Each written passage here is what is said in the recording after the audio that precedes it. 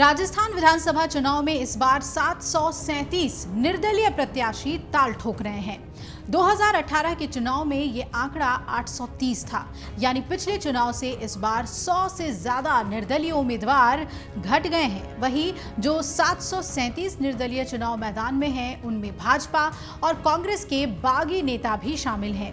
ऐसे में बड़ा सवाल यही है कि ये बागी किसकी किस्मत चमकाएंगे और किसका खेल बिगाड़ेंगे। तो आइए जानते हैं। गौरतलब है कि नामांकन वापसी के बाद राजस्थान की 200 विधानसभा सीटों में से करीब 80 पर त्रिकोणीय से लेकर पंचकोणीय मुकाबला होता दिख रहा है। प्रदेश के दो बड़े दलों की बात करें तो भाजपा 22 सीटों और कांग्रेस 16 सीटों पर बागियों की चुनौती का सामना करती दिख रही है। दरअसल भाजपा प्रत्याशियों की पहली सूची जारी होने के बाद से ही बागी पार्टी के लिए चुनौती बने हुए हैं। हालांकि पार्टी कई प्रमुख बागियों को मनाने में सफल भी रही है, लेकिन कई सीटों पर तो पेच फंसा ही रह गया। भाजपा 22 सीटों पर बागियों का सामना कर रही है और भाजपा के मुकाबले इस बार कांग्रेस के लिए बागियों की चुनौती शुरुआत से ही कम दिख रही है। इसका कारण यह भी था कि पार्टी ने कई चरणों में प्रत्याशी घोषित किए और अंत तक ये क्रम चलता रहा। इस बार कांग्रेस के लिए वैसे तो 16 सीटों पर बागियों की चुनौती दिख रही है। आइए ऐसे में आपको बताते हैं कि 2018 के विधानसभा चुनाव में कितने बागी चुनाव जीतकर विधानसभा पहुंचे थे। दरअसल विधानसभा चुनाव 2018 की बात करें तो कांग्रेस से बागी होकर 11 उम्मीदवारों ने निर्दलीय चुनाव लड़ा था, जिनमें से 10 जीतकर विधायक बने, जबकि भाजपा के 12 उम्मीदवारों ने निर्दलीय तौर पर चुनाव लड़ा, लेकिन जीत एक को भी नहीं मिली।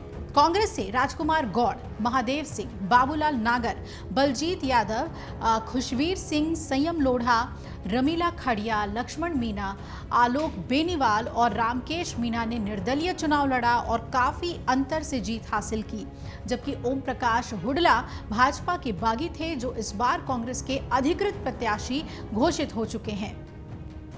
अब आपको बता दें कि 2018 में जो 13 निर्दलीय उम्मीदवार चुनाव जीत कर आए, उनमें 12 कांग्रेस के बागी थे। सरकार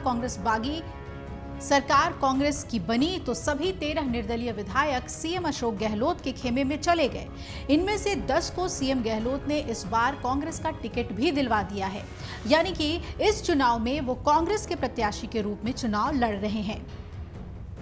भाजपा का कोई भी बागी चुनाव जीतकर विधानसभा के दहलीज तक नहीं पहुंच सका था, जबकि कुलदीप धनखड़, देवी सिंह शेखावत, धन सिंह रावत और हेम सिंह भड़ाना जैसे भाजपा के बड़े बागी नेता दूसरे पायदान पर रहे। इनकी बगावत जहां हुई, वहां भाजपा के प्रत्याशी को भी हार का सामना करना पड़ा। धन सिंह रावत बांसवाड़ा सीट पर तीसरे नंबर पर रहे थे, लेकिन उनके 32,000 से ज्यादा वोट काटने की वजह से भाजपा के हरकू माइडा चुनाव हार गए थे। तो ऐसे में आइए अब आपको बताते हैं कि 2013 में कौन कौन बागी हुए थे।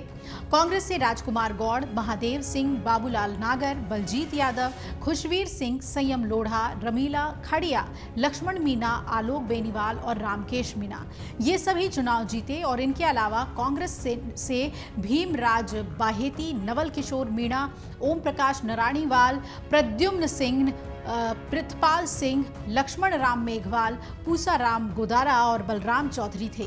वहीं बीजेपी से कुलदीप धनखड़, जिन्हें इस बार बीजेपी ने विराटनगर से ही टिकट दिया है, हेम सिंह भड़ाना, ये भी थानागाजी से बागी लड़े थे और इस बार बीजेपी ने इन्हें टिकट दिया है। धन सिंह रावत, देवी सिंह शेखावत भी बागी लड़े और दूसरे नंबर पर रहे। वहीं बांसवाड़ा सीट पर पूर्व विधायक और भाजपा के बागी धन सिंह रावत तीसरे नंबर पर रहे, लेकिन इनकी वजह से भाजपा के प्रत्याशी हरकू माइडा चुनाव हार गए। तो अब देखना है कि इस बार ये बागी नेता कितना कमाल दिखा पाते हैं। भाजपा को 22 सीटों पर ये अपनी ही पार्टी को अब बागी होकर चुनौती दे रहे हैं, तो कांग्रेस के लिए भी मुश्किल है, क्योंकि ऐसे 16 नेता हैं जो उनसे बागी होकर चुनाव मैदान में हैं। अगर आप ये वीडियो YouTube पर देख रहे हैं तो हमारे चैनल को सब्सक्राइब करें और बेल आइकन को दबाना ना भूलें। अगर आप Facebook पर ये वीडियो देख रहे हैं तो हमारे पेज को लाइक करें।